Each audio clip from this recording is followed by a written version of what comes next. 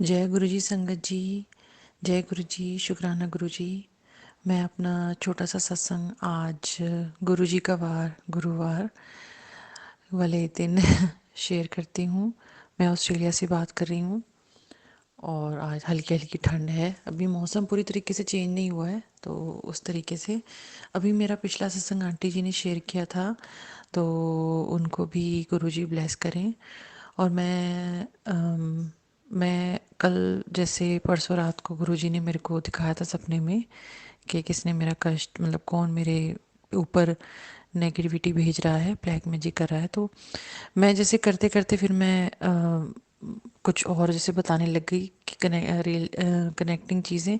But वो मुझे जैसे जैसे जैसे मैंने उन चीज़ों को समझा, उस सपने को देखते हुए मेरे बहुत सारे क्वेश्चंस के आंसर मिले और मैं समझा कि मतलब कि जैसे कि वो कंटिन्यू था कि जैसे मैं उस भंवर में फंसी हुई थी, उन लोगों के बीच में निकल नहीं पा रही थी कि मेरे हस्बैंड का भी पता नहीं है, फ़ोन नहीं उठा रहे, कहाँ है।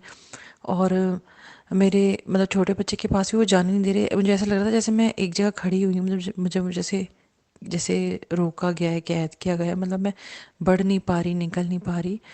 तो क्या होता है फिर सपने में कि मेरा बड़ा बेटा आता है समोसा प्रसाद लेके, अंदर नॉक करता है और आता है। और जैसे सब लोग होते हैं तो वो थोड़ा सा सीधा मेरे पास आता है, बिल्कुल जरा सा बचा हुआ समोसा प्रसाद लेके। तो कह रहा है ये लो खा लो और चलो। तो मैं सोचूं, मैंने कहा इतना इतना इतना थोड़ा सा समोसा प्रसाद। तो मैं खाती हूँ और फिर मैं वहाँ से निकलती हूँ, तो एकदम मेरी फिर नींद खुलती है कि जैसे मुझे उठाया गया, और पूरे 6:30 बजे थे और मुझे उतने बजे ही उठना था उस दिन।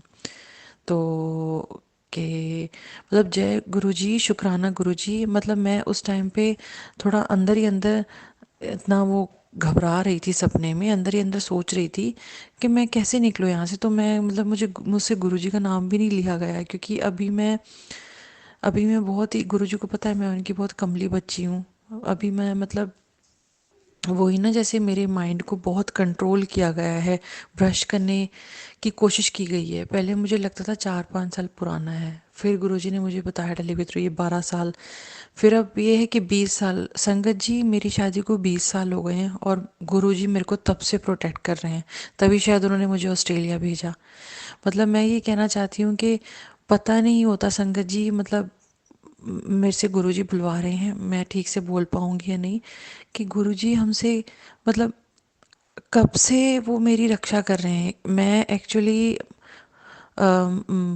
2004 में 2004 में मेरी शादी हुई थी। 2006 में मैं सिडनी आई थी पढ़ के, फिर हम वापस चले गए थे। तो तब शायद ही मैं उन रिश्तों से दूर हूँ, उस इंसान से दूर हूँ, क्योंकि ऐसे मतलब चीज़ें होती थी। क्योंकि पहले मेरी जो जो वो फैमिली का बंदा है, उसके रिलेशन मेरे ससुराल में ठीक नहीं थे। मतलब मैं जेठानी की बात कर रही हूँ। तो मेरे शादी करके आने के बाद एकदम से उसने सबको अपनी तरफ कर लिया। माने वो तो चलो कोई बात नहीं, उसमें कोई दिक्कत नहीं है कि अगर कोई बंदा ज़्यादा जैसे समझदार है या कुछ है तो लोग उसको पसंद ही करेंगे। लेकिन चीज़ें क्या होती थी कि मैंने एक्चुअली अब ये फील की कि जब मैं शादी करके आई थी तो मैं 20 साल की थी। तो उसके बाद मेरे से ऐसी गलतियां होती थी जो मैंने करी ही नहीं हुई। जैसे कि आपके माइंड को कोई कंट्रोल कर रहा है, आपसे कुछ ऐसा हो जाना, मेरी सब्जी में मैंने मिर्ची डाली ही नहीं हुई और मिर्ची निकल जाना, बहुत सारी चीज़ें ऐसी थी। तो मैंने ये सोचा, मैंने कहा इतना मेरा दिमाग कैसे डंब हो सकता है। मतलब मैं उस टाइम 20 साल की थी, फिर भी मेरे को लगता था कि इतनी कैसे मेरे दिमाग इतना डम हो गया। इतना डम तो पहले था नहीं, क्योंकि मैंने अपनी अपनी पूरी पढ़ाई फिनिश की और मेरा जो ग्रेजुएशन बचा था वो भी मैंने शादी के बाद कंप्लीट किया। क्योंकि मेरी लव मैरिज है तो मेरी शादी जल्दी हो गई थी।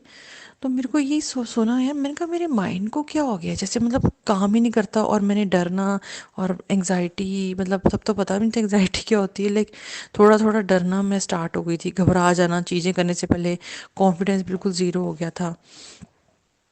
तो वो सब चीज़ें, क्योंकि मैं पढ़ाई में अच्छी थी, तो अब शादी के बाद चीज़ें बिल्कुल उसमें लेवल में चली गई, जैसे कि कोई आपका दिमाग ख़राब करने की कोशिश करा कि भाई मेरी कोई कदर ही ना हो।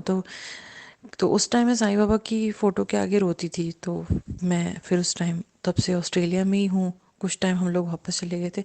तो मैं ये कहना चाहती हूँ कि गुरु जी का मैं कैसे शुक्राना करूं। मतलब वो मुझे 20 साल से प्रोटेक्ट कर रहे हैं। 20 साल से क्या, बचपन से मुझे तो पता, मतलब मुझे तो पता भी नहीं है कि गुरु संगत जी के मेरा और गुरु जी का नाता मतलब कैसे मैं तो शब्दों में बयान नहीं कर सकती, क्योंकि मैं सत्संग सुनती हूँ तो सब संगत बहुत ही अच्छे तरीके से अपने विचार विचार व्यक्त करते हैं।